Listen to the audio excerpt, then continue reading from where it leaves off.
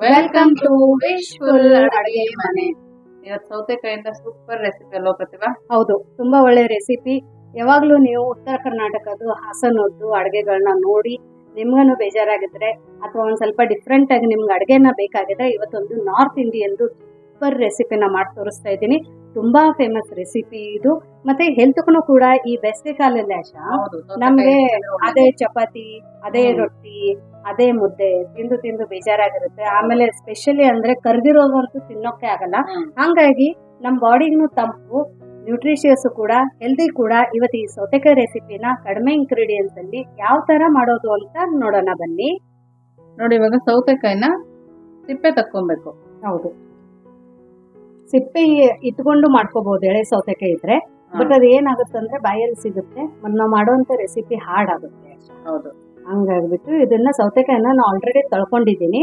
ತೊಳೆದ್ಬಿಟ್ಟು ಮೇಲ್ಗಡೆಯಿಂದ ಸಿಪ್ಪೆನ ತಕ್ಕೋತಾ ಇದ್ದೀನಿ.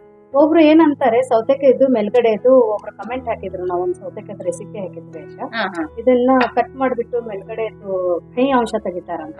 ಬಟ್ ನಮ್ ಸೈಡ್ ನಾವು ತೆಗಿಯಲ್ಲ, ಯಾಕಂದ್ರೆ ಅದು ಕೂಡ ಹೆಲ್ತ್ ತುಂಬಾ ಒಳ್ಳೇದು ಅಂತ ಹೇಳ್ಬಿಟ್ಟು ಒಳಗಡೆ ಕಹಿ ಅಂಶನ ತೆಗಿಯಲ್ಲ. ಬಟ್ ಕಟ್ ಮಾಡ್ಬಿಟ್ಟು ತಿಂದ್ಬಿಟ್ಟು ನೋಡ್ತೀವಿ.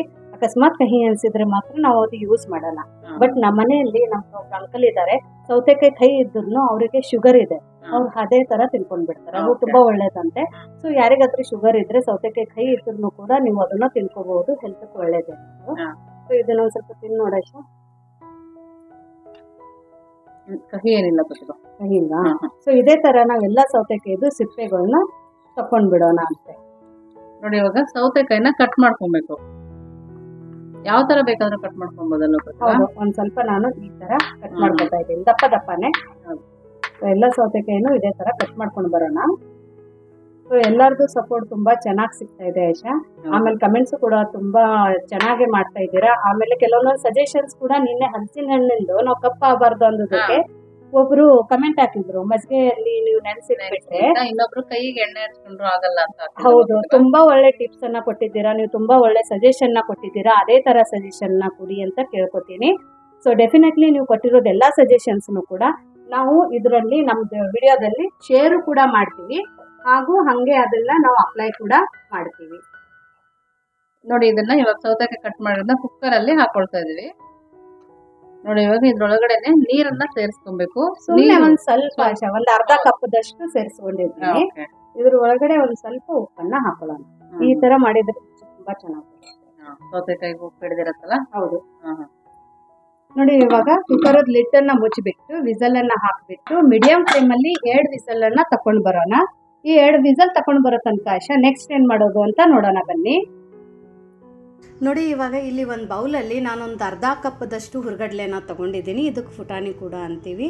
ಸೊ ಅದ್ರ ಒಳಗಡೆ ಒಂದು ಸ್ವಲ್ಪ ಬೆಳ್ಳುಳ್ಳಿನ ಹಾಕ್ಕೊಳ್ಳೋಣ. ಬೆಳ್ಳುಳ್ಳಿ ನಿಮಗೆ ಎಷ್ಟು ಬೇಕೋ ಅಷ್ಟು ಹಾಕೋಬೋದು. ಸ್ವಲ್ಪ ಉಪ್ಪನ್ನು ಹಾಕ್ಕೊಳ್ಳೋಣ ರುಚಿಗೆ ತಕ್ಕಷ್ಟು. ಅದ್ರ ಜೊತೆ ಒಂದು 5ರಿಂದ 6 ಒಣಮೆಣಸಿನ್ಕಾಯಿನ ಹಾಕೋತಾ ಇದ್ದೀನಿ. ಸೊ ಒಣಮೆಣಸಿನ್ಕಾಯಿನ ಈ ಥರ ನಾವು ಮುರಿದುಬಿಟ್ಟು ಹಾಕೋಬೇಕು. ಆಮೇಲೆ ಈ ಥರ ಮುರಿದುಬಿಟ್ಟು ಹಾಕೊಂಡ ನಂತರ ಇದೆಲ್ಲನೂ ನಾವು ಮಿಕ್ಸರ್ ಜಾರಲ್ಲಿ ಹಾಕ್ಕೊಂಡು ರವೆ ಥರ ಪುಡಿ ಮಾಡ್ಕೊಂಡು ಬರಬೇಕು.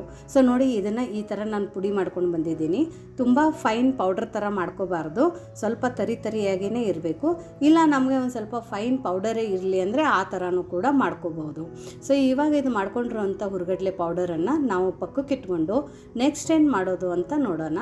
ಇಲ್ಲಿ ಕುಕ್ಕರ್ ಕೂಡ ವಿಸಲ್ ಆಗಿದೆ. ನೋಡಿ, ಸೌತೆಕಾಯಿ ಎಷ್ಟು ಚೆನ್ನಾಗಿ ಕುದ್ದಿದೆ. ಸೊ ಅದೇ ನೀರು ಒಳಗಡೆ ಇದನ್ನು ಎಲ್ಲ ಚೆನ್ನಾಗಿ ಮಿಕ್ಸ್ ಮಾಡ್ಕೋಬೇಕು. ಇಲ್ಲಾಂದರೆ ಕಡ್ಗೋಲಿಂದ ನೀವು ಇದನ್ನು ಕಟ್ಟಿಬಹುದು, ಯಾಕಂದರೆ ಇದೆಲ್ಲ ಸೌತೆಕಾಯಿ ತುಂಬ ಚೆನ್ನಾಗಿ ಸಾಫ್ಟಾಗಿ ನಾವು ಮ್ಯಾಶ್ ಮಾಡ್ಕೋಬೇಕು. ಈ ಥರ ಇದನ್ನೆಲ್ಲ ಚೆನ್ನಾಗಿ ಮ್ಯಾಶ್ ಮಾಡ್ಕೊಂಡಿರೋದು. ನಾವು ಕುದಿಸಿರೋದು ಬೇಡ ಅಂದರೆ ಹಸಿದು ಕೂಡ ನೀವು ತುರ್ಕೊಂಡು ಹಾಕೋಬೋದು. ಸೊ ಈ ಥರ ಕುದಿಸ್ ಮಾಡೋದ್ರಿಂದ 2 ವರ್ಷದ ಮಗುಗೂ ಕೂಡ ನಾವು ಇದ್ರೊಳಗಡೆ ಸ್ವಲ್ಪ ಹಿಟ್ಟೆಲ್ಲ ಹಾಕಿಬಿಟ್ಟು ಕಲಿಸು ಕೂಡ ಅವರಿಗೆ ಚಪಾತಿ ಥರ ಪ್ಲೇನಾಗಿ ಮಾಡಿಕೊಡ್ಬೋದು. ಇದ್ರ ಒಳಗಡೆ ಒಂದು ಸ್ವಲ್ಪ ಇಲ್ಲಿ ನಾನು ಎಳ್ಳನ್ನು ಹಾಕ್ಕೊಂಡಿದ್ದೀನಿ. ಅದ್ರ ಜೊತೆ ಇದ್ರೊಳಗಡೆ ಒಂದು ಸ್ವಲ್ಪ ನಾವು ಓಂ ಕಾಳನ್ನು ಹಾಕ್ಕೊಳ್ಳೋಣ, ಅಜ್ವೈನನ್ನು ಕೈಯಲ್ಲಿ ತಿಕ್ಬಿಟ್ಟು ಹಾಕ್ಕೊಳ್ಳೋಣ. ಇವಾಗ ಇದ್ರೊಳಗಡೆ ಒಂದು ಸ್ವಲ್ಪ ಅರಿಶಿಣದ ಪುಡಿ ಹಾಕ್ಕೊಳ್ಳೋಣ. ಅದ್ರ ಜೊತೆ ಇಲ್ಲಿ ನಾನು ಗುಂಟೂರು ಮತ್ತು ಬ್ಯಾಡಗೆ ಮಿಕ್ಸ್ ಇರುವಂಥ ಖಾರದ ಪುಡಿನ ಹಾಕೋತಾ ಇದ್ದೀನಿ. ಇಷ್ಟೆಲ್ಲ ಹಾಕೊಂಡ ನಂತರ ಇವಾಗ ನಾವು ಇದ್ರೊಳಗಡೆ ನಾನು ಜಡಿ ಮಾಡ್ಕೊಂಡು ತಗೊಂಡಿರುವಂಥ ಗೋಧಿ ಹಿಟ್ಟನ್ನು ಹಾಕ್ಕೊಂಡಿದ್ದೀನಿ. 1.5 ಕಪ್ದಷ್ಟು ಗೋಧಿ ಹಿಟ್ಟನ್ನು ಹಾಕ್ಕೊಂಡಿದ್ದೀನಿ. ಗೋಧಿ ಹಿಟ್ಟು ಮಾತ್ರ ಕಂಪಲ್ಸರಿ ನೀವು ಜಡಿ ಮಾಡೇ ಹಾಕೋಬೇಕು. ಇದಕ್ಕೇನೆ ಒಂದು ಅರ್ಧ ಕಪ್ದಷ್ಟು ಕಡಲೆ ಹಿಟ್ಟನ್ನು ಹಾಕ್ಕೊಂಡಿದ್ದೀನಿ, ಬೇಸನ್, ಅದನ್ನು ಕೂಡ ಜಡಿ ಮಾಡಿ ಹಾಕ್ಕೊಂಡಿರೋದು. ಸ್ವಲ್ಪ ಉಪ್ಪನ್ನು ಹಾಕ್ಕೊಂಡಿದ್ದೀನಿ, ಯಾಕಂದರೆ ಸೌತೆಕಾಯಿ ಬೇಯಬೇಕಾದ್ರೆ ಸಹ ನಾವು ಉಪ್ಪನ್ನು ಹಾಕ್ಕೊಂಡಿದ್ವಿ. ಹಾಗಾಗಿ ಇವಾಗ ಹಿಟ್ಟಕ್ಕೆ ಎಷ್ಟು ಬೇಕೋ ಅಷ್ಟು ಉಪ್ಪನ್ನು ನಾನಿಲ್ಲಿ ಹಾಕ್ಕೊಂಡಿರೋದು. ಇವಾಗ ಇದ್ರೊಳಗಡೆ ಸಣ್ಣದಾಗಿ ಕಟ್ ಮಾಡ್ಕೊಂಡಿರೋಂಥ ಒಂದು ಸ್ವಲ್ಪ ಕೊತ್ತಂಬರಿ ಸೊಪ್ಪನ್ನು ಹಾಕ್ಕೊಂಡು ನೀಟಾಗಿ ಇದನ್ನು ನಾವು ಮಿಕ್ಸ್ ಮಾಡ್ಕೊಳ್ಳೋಣ. ಒಂದು ಸ್ವಲ್ಪ ಬಿಸಿ ಇರುತ್ತೆ, ಕೇರ್ಫುಲ್ಲಾಗಿ ಮಿಕ್ಸ್ ಮಾಡ್ಕೊಳ್ಳಿ. ಇಲ್ಲಾಂದರೆ ಸ್ಮ್ಯಾಶ್ ಮಾಡ್ಕೊಂಡು ಆದ ನಂತರ ಸೌತೆಕಾಯಿ ತಣ್ಣಗಾದ ನಂತರನೂ ನೀವು ಅದ್ರೊಳಗಡೆ ಹಿಟ್ಟನ್ನು ಹಾಕ್ಕೊಂಡು ಕಲಿಸ್ಕೋಬೋದು. ಬಟ್ ಈ ಥರ ಕಲಿಸ್ಕೊಳ್ಳೋದ್ರಿಂದ ತುಂಬ ಒಳ್ಳೆ ಫ್ಲೇವರು ಮತ್ತು ಎಲ್ಲ ಮಸಾಲೆ ಕೂಡ ಹಿಟ್ಟು ಜೊತೆ ಚೆನ್ನಾಗಿ ಹೊಂದ್ಕೊಂಡಿರುತ್ತೆ. ಅದಕ್ಕೆ ನಾವು ಈ ಥರ ಮಿಕ್ಸ್ ಮಾಡ್ಕೊಂಡಿರೋದು. ಆಮೇಲೆ ಇನ್ನೊಂದು ಅಂದರೆ ನಾವು ಇವಾಗ ನಮ್ಮದೆಲ್ಲ ಯೂಟ್ಯೂಬ್ ಫ್ಯಾಮಿಲಿಗೋಸ್ಕರ ನಾವು ಇವಾಗ ವಿಶ್ಫುಲ್ ಅಡುಗೆ ಮನೆದು ವಾಟ್ಸಪ್ ಗ್ರೂಪು ಕೂಡ ಕ್ರಿಯೇಟ್ ಮಾಡಿದ್ದೀವಿ. ಸೊ ಆ ವಾಟ್ಸಪ್ ಗ್ರೂಪನ್ನು ನೀವು ಜಾಯಿನ್ ಆಗಬೇಕಂದ್ರೆ ನಾನು ಡಿಸ್ಕ್ರಿಪ್ಷನ್ ಬಾಕ್ಸಲ್ಲಿ ಲಿಂಕನ್ನು ಶೇರ್ ಮಾಡಿದ್ದೀನಿ. ಆ ಲಿಂಕ್ ಮೇಲೆ ನೀವು ಕ್ಲಿಕ್ ಮಾಡಿದರೆ ಸಾಕು, ನೀವು ವಿಶ್ಫುಲ್ ಅಡುಗೆ ಮನೆದು ವಾಟ್ಸಪ್ ಗ್ರೂಪಲ್ಲಿ ಎಂಟರ್ ಆಗ್ತೀರಾ. ಸೊ ನಿಮಗೆ ಏನೇ ಕ್ವೆರೀಸ್ ಇರಲಿ ಅಥವಾ ಏನೋ ಒಂದು ಸಜೆಷನ್ ಕೊಡಬೇಕಾದ್ರೆ, ಒಂದು ಟಿಪ್ಸನ್ನು ಕೊಡಬೇಕಾದ್ರೂ ಸಹ ನೀವು ಅಲ್ಲಿ ಮಾತಾಡ್ಕೋಬೋದು. ಅದರ ಜೊತೆ ನಮ್ಮ ಯೂಟ್ಯೂಬ್ ಚಾನಲದು ಯಾವುದೇ ಅಪ್ಡೇಟ್ಸನ್ನು ಸಹ ನಾವು ಅಲ್ಲಿ ಶೇರ್ ಮಾಡಿರ್ತೀವಿ. ಇವಾಗ ಏನೋ ಒಂದು ಖಾರದ ಪುಡಿ ನಿಮ್ದು ಏನಾದ್ರೆ ಇನ್ಫಾರ್ಮೇಷನ್ ಬೇಕಂದರೆ ಅದನ್ನು ಸಹ ನಿಮಗೆ ನಾವು ಅಲ್ಲಿ ಕೊಟ್ಟಿರ್ತೀವಿ. ಸೊ ಅದಕ್ಕೋಸ್ಕರ ನಾವು ಅಲ್ಲಿ ವಾಟ್ಸಪ್ಪದು ಒಂದು ಗ್ರೂಪನ್ನು ಕ್ರಿಯೇಟ್ ಮಾಡಿದ್ದೀವಿ. ಮತ್ತು ಅಲ್ಲಿ ನೀವು ಬರೀ ಏನಾದರೂ ಕ್ವೆರೀಸ್ ಆಗಲಿ ಅಥವಾ ಏನಾದರೂ ಒಂದು ಸಜೆಷನ್ ಕೊಡೋಕ್ಕಾಗಲಿ ಅಲ್ಲಿ ನಿಮಗೆ ಅವಕಾಶ ಇರುತ್ತೆ. ಆ ಥರ ನೀವು ಬೇರೆ ಏನಾದರೂ ಪೋಸ್ಟ್ ಎಲ್ಲ ಮಾಡಿದರೆ ಅಲ್ಲಿ ಆ ಗ್ರೂಪಿಂದ ನಿಮಗೆ ನಾವು ಎಕ್ಸಿಟ್ ಮಾಡಬೇಕಾಗತ್ತೆ. ಸೊ ಹಾಗಾಗಿಬಿಟ್ಟು ಜೆನ್ಯೂನ್ ಇದ್ದವ್ರು ಮಾತ್ರ, ಮತ್ತು ನಿಮ್ಗೆ ಏನಾದರೂ ಇದನ್ನು ಕೇಳಬೇಕು ಅಥವಾ ನಮ್ಮ ಜೊತೆ ಕಾಂಟ್ಯಾಕ್ಟ್ ಮಾಡಬೇಕು ಅಂದರೆ ಆ ಗ್ರೂಪಲ್ಲಿ ನೀವು ಜಾಯಿನ್ ಆಗಿ. ಇವಾಗ ನೋಡಿ ನಾವು ಈ ಥರ ಹಿಟ್ಟನ್ನು ಕಲಿಸ್ಕೊಂಡಿದ್ದೀವಿ. ಇದೊಂದು ಸ್ವಲ್ಪ ತಿಳುವಾಗಿದೆ.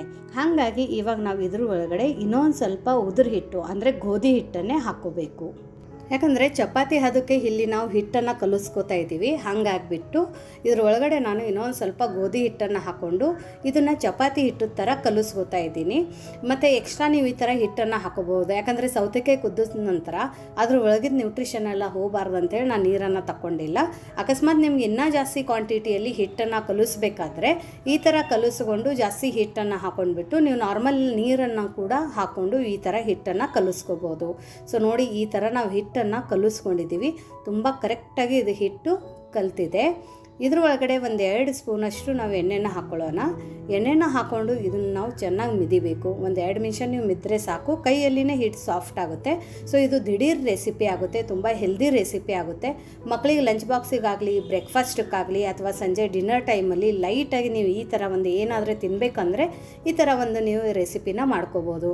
ಇದಕ್ಕೆ ಸ್ಪೆಸಿಫಿಕ್ ಆಗಿ ಯಾವುದೇ ಪಲ್ಯಗಳು ಬೇಕಂತೇನಿಲ್ಲ. ಈ ಥರ ಹಿಟ್ಟನ್ನು ಕಲಿಸ್ಕೊಂಡು ಮಾಡ್ಕೋಬೋದು.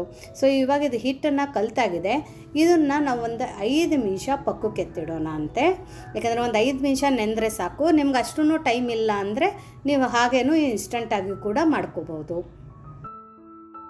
ಸೊ ನೋಡಿ ಹಿಟ್ಟು ಒಂದು 5 ನಿಮಿಷ ಚೆನ್ನಾಗಿ ನೆಂದಿದೆ. ಇವಾಗ ಇದ್ರದ್ದು ಒಂದು ಚಿಕ್ಕದಾಗಿ ಉಂಡೆನ ತಗೊಳ್ಳೋಣ. ನೀವು ಪರಾಟಕ್ಕೆ, ಚಪಾತಿಗೆ ಯಾವುದು ಉಂಡೆನ ತಗೋತೀರೋ ಅಷ್ಟು ಕ್ವಾಂಟಿಟಿಯಲ್ಲಿ ಇಲ್ಲಿ ಒಂದು ಉಂಡೆನ ಮಾಡ್ಕೊಳ್ಳೋಣ.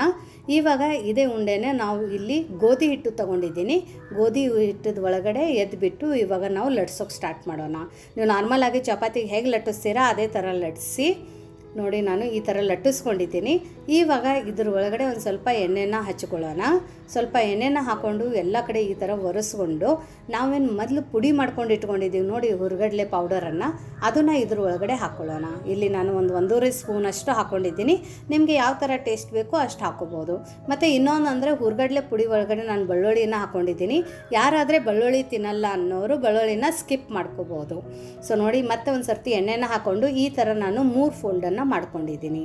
ಈ ಥರ ಮಾಡಿಕೊಂಡು ಮತ್ತೆ ಇದನ್ನು ನಾವು ಗೋಧಿ ಹಿಟ್ಟಿಂದ ಒಳಗಡೆನೇ ಎತ್ಬಿಟ್ಟು ಲಟ್ಟಿಸ್ಕೋಬೇಕು.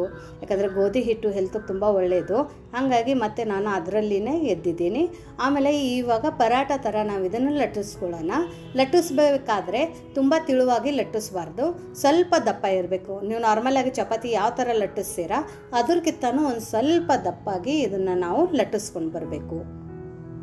ಸೊ ನೋಡಿ ಈ ಥರ ನಾನು ಲಟ್ಟಿಸ್ಕೊಂಡು ಬಂದಿದ್ದೀನಿ. ನಿಮ್ಗೆ ಯಾವ ಶೇಪ್ ಬೇಕೋ ಆ ಶೇಪಲ್ಲಿ ಸಹ ನೀವು ಇದನ್ನು ಲಟ್ಟಿಸ್ಕೋಬೋದು.